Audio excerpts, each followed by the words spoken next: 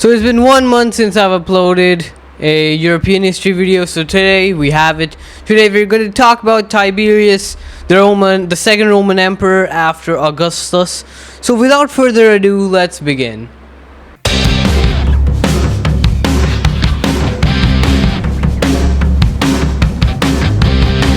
Namaskar everyone, welcome back to another video on I Love History. I'm Shreyansh Tiwari in real life.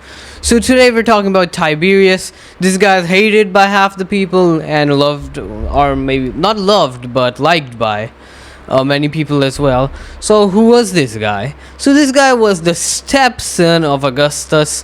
So let me tell you who Augustus was. So everyone knows who Julius Caesar was, this guy here. So he was actually not an emperor, unlike many people think. He was actually a really good commander of Rome, kind of brutal and cruel in some circumstances, and he became the dictator of Rome. Yeah, dictator. But then the Senate, he got too powerful, so the Senate, which means like the government people, so they killed him. But then like later on, his son, actually he was his adopted son, but was of his own family, but he adopted him as his son. So his son Augustus, then he killed all the rivals like Mark Antony, and then he became the first emperor of Rome. If you want to watch a video on Augustus, then it's over here, recommended over here. And there's also Julius Caesar video which I made. It's also recommended here on the I button. You can click it. So that's what happened. And then Augustus married Tiberius's mom, because Tiberius's mom, she had divorced Tiberius's real father to marry Augustus himself. So now Tiberius became Augustus's son. So at first Augustus didn't want Tiberius to be his successor. He wanted other people to be of his own like real bloodline. But that didn't happen. Mysteriously, all of the people who Augustus wanted to be his successor mysteriously disappeared somehow. We don't know why. So in the end, Tiberius was his successor, and Augustus died, and then Tiberius became the emperor of the Roman Empire. But before that, let's find out who Tiberius was, like before becoming the emperor. So before that, he was a talented general actually, because there was this revolt in the Balkans. I'm forgetting the name. It was in the Yugoslavian region, like mainly in Croatia and Bosnia, that area. There was a revolt. I think it's called the Illyrian Revolt. Yeah, the Great Illyrian Revolt by the local tribes over there. So Tiberius and Augustus went to subdue that revolt, to crush the revolt, and Tiberius's strategies worked. He cut off the supplies of the tribes over there by using the scorch and burn tactic, which means burning all the fields, the crop fields, so that there's no food left for the enemy. So he crushed that revolt, and so basically that's what happened. But after, we're gonna have to go to a little side story now. So there was a guy named Arminius. He was a German noble, and he became a Roman general. But his objective was actually to kick out Romans from Germania. So he was actually kinda a spy. So he and another commander, Varus, went to Germania to take over more of Germania, but Arminius then betrayed him in the last moment, and he and his German allies, they killed Varus's army, which was literally 1 legion of the Romans. I've also mentioned this in the Augustus video.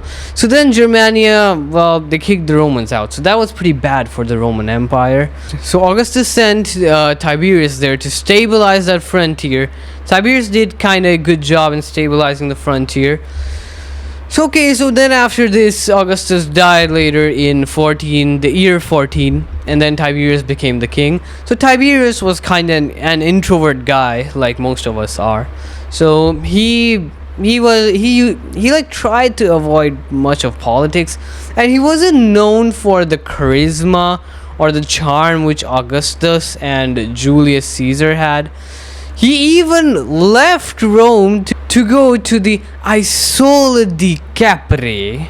Yes, it is Italian. Okay, let me just switch back to English. So it's the island of Capri. That's where he went. It's near Naples. So he went really far away from Rome to the island of Capri. So Sejanus was a Praetorian guard, which was a special a guard task force introduced by Augustus. So that guy, he gained a lot of trust of Tiberius. So he then started gaining power in Rome, started gaining a lot of power in Rome, and he used to kill all of his rivals, which sparked fear among people.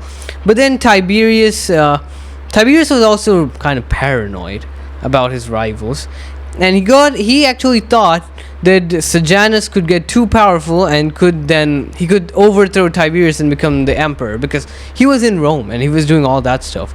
So Tiberius had Sejanus killed, and then he became kind of paranoid with people and started killing people. So till now you must be thinking that Tiberius, this guy doesn't sound cool, or it isn't like a good emperor.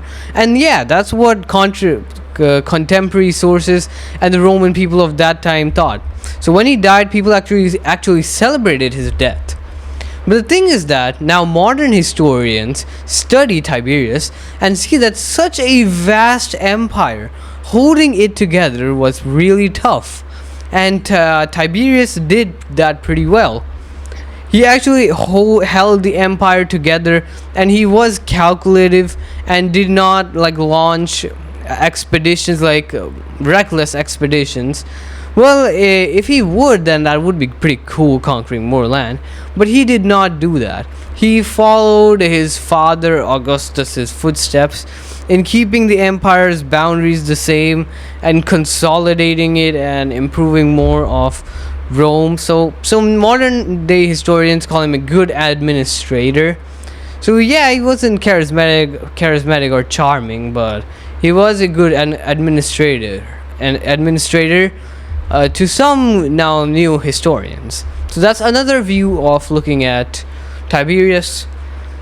So Tiberius died in the year 37, when he was 77 years old or thereabouts.